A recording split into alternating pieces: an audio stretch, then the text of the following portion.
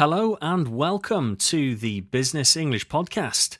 I'm your host Rob, and today we're zeroing in on a seemingly simple but surprisingly powerful preposition, at.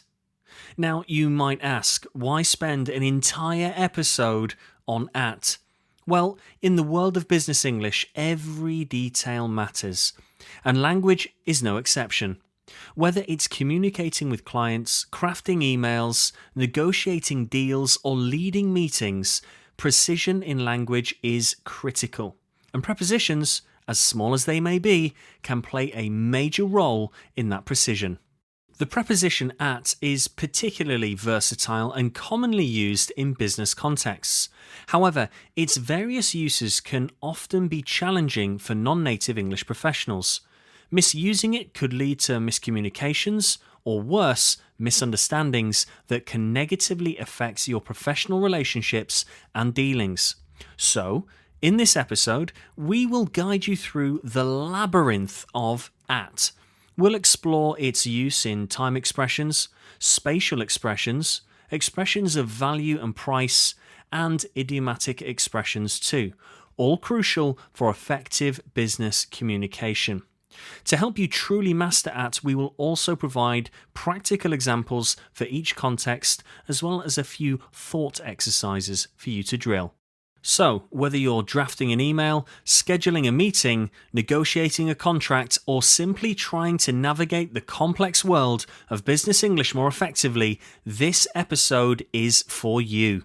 Join us as we demystify at and elevate your business English skills to the next level.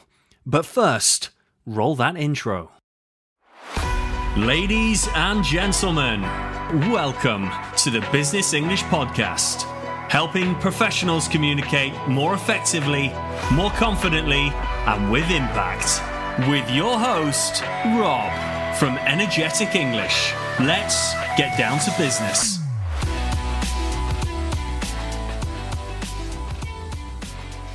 All right, let's dive into our first section of today's episode, using at in time expressions. When it comes to scheduling meetings, setting deadlines, or simply referring to specific points in time, at is your go-to preposition. Now, quite simply, we often use at to indicate a precise time. For example, if you have a meeting scheduled for 3 p.m., you would say, "Our meeting is at 3 p.m. It's clear, it's concise, and it's universally understood in the business world. You can also use at when referring to a general time period during the day, like at noon or at midnight. For instance, if you're planning a lunch meeting, you might say, "Let's meet at noon." At is also handy when discussing the beginning or end of a time period. For instance, if you're planning your work for the month, you might say, "We need to complete this project at the beginning of the month," or "The report is due at the end of the month." And of course, when it comes to deadlines, at can help express urgency and precision. You could say, "The presentation needs to be ready at the deadline," indicating the exact time something is due. Now, let's put this into practice. Picture your typical work week. Think about your meetings, deadlines, and tasks. How can you use at to describe your schedule? Take a moment to create a few sentences in your mind using at in time expressions.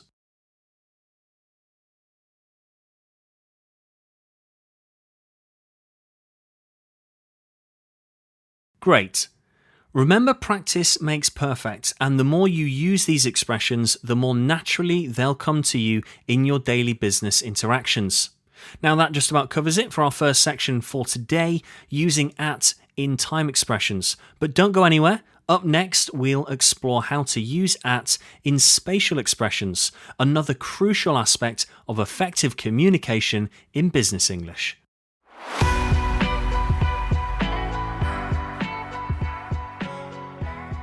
So we've just had a great orientation on using at for time expressions. Now let's move on to our second section, using at in spatial expressions. In the business world, clarity of communication is paramount, especially when it comes to defining locations. Here's where at comes into play. When you're referring to a specific location or places in a business setting, at is the preposition you'd want to use. Let's look at a few examples. If you are in an office and want to specify someone's location, you might say, she's at her desk, or he's at the conference center. This clearly communicates where individuals are located. At is also used to denote a meeting place. For instance, if you're meeting a client at a specific location, you could say, we're meeting at Joe's Coffee House on Main Street, or let's meet at the office. And what about larger areas or specific buildings? At works there too. For example, our headquarters is at the corner of Hyde Park Road, or the training session will be held at our downtown branch. Now it's your turn. Think about your workplace or any business location you're familiar with. Try to describe where things are located using at.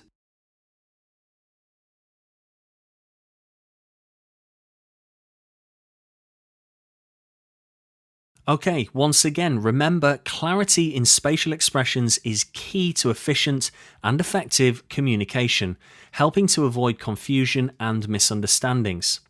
And that's a wrap on this section of using at in spatial expressions. Stay tuned as we navigate to our next section using at in expressions of value and price.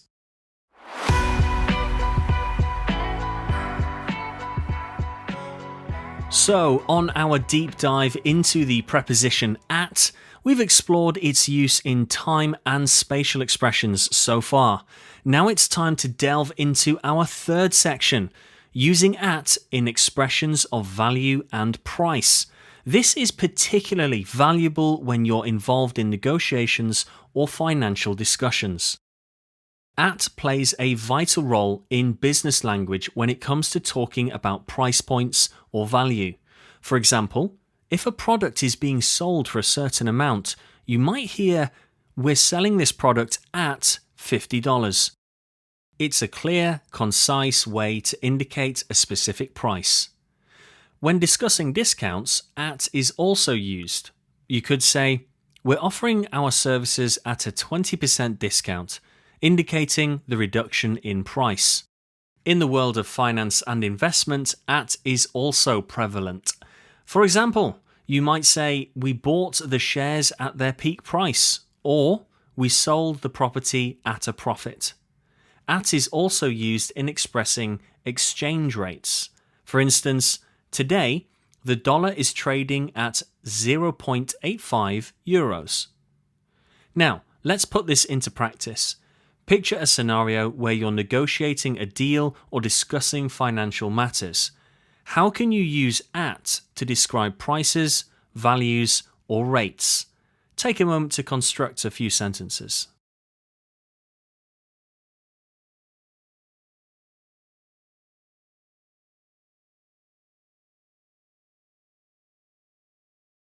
Great. Remember, mastering these expressions can be crucial in your professional life, especially when it comes to financial negotiations or discussions. And that concludes our journey into using at in expressions of value and price. Up next, we'll delve into the last section on today's episode, which is, of course, idiomatic expressions featuring at. Now, trust me, this is where at really comes into its own.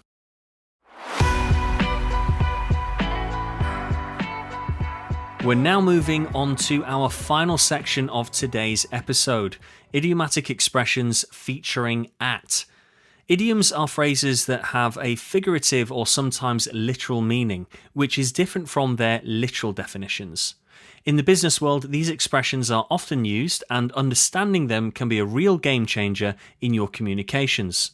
So let's start with a few examples of where at intersects with these idioms. The phrase at stake is commonly used to refer to something that can be won or lost, depending on the success of a particular action.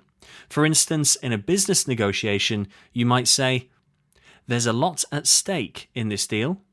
There's a lot at stake in this deal.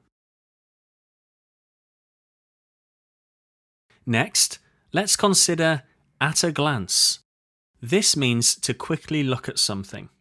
In a business meeting, you might hear, "At a glance, these figures look promising." At a glance, these figures look promising.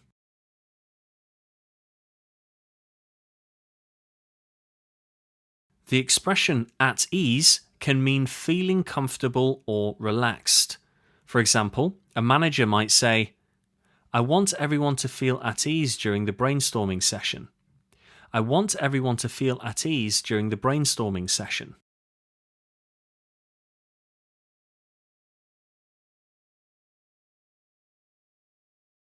Another common idiomatic expression is at a standstill, which means that progress has stopped.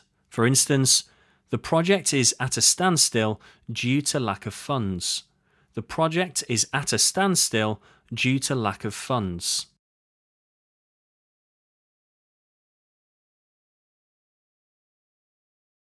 And finally, at the helm. This phrase is often used in business to denote someone in a leadership position or in control of a situation. For example, "She's at the helm of the new marketing campaign." She's at the helm of the new marketing campaign.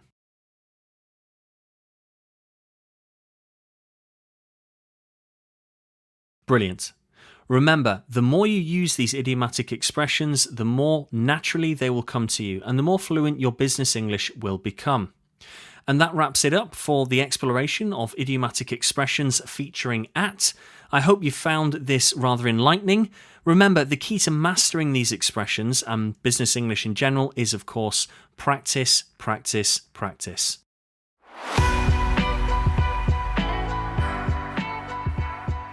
Well, there we have it, ladies and gentlemen.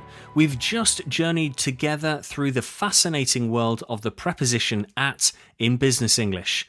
From time expressions to spatial contexts, price and value expressions, and finally on to idiomatic expressions, we've just seen how versatile at can really be. Remember, language is such a powerful tool in business. The correct use of prepositions, as simple as they may seem, can dramatically impact the clarity and effectiveness of your communication. Today's exploration of at should serve as a reminder of the importance of precision in language and how mastering such small details can significantly elevate your professional communication. Practice is key in mastering these uses of at. So I encourage you to revisit today's episode, practice the exercises, and use at in your daily business interactions. Watch your communication skills improve and notice how these minor changes can make a major impact. We'd love to hear about your experiences with using at in your professional life, so please feel free to share your stories, questions, or any insights that you have gained from today's episode on our social media channels or via email. Thank you so much for joining us on this deep dive into the preposition at. We hope you found it insightful and helpful. Stay tuned for our next episode where we'll continue our exploration of business English. But until then, keep it strictly business. You have been listening to the Business English Podcast. Remember to subscribe, leave a review, and we'll see you next time.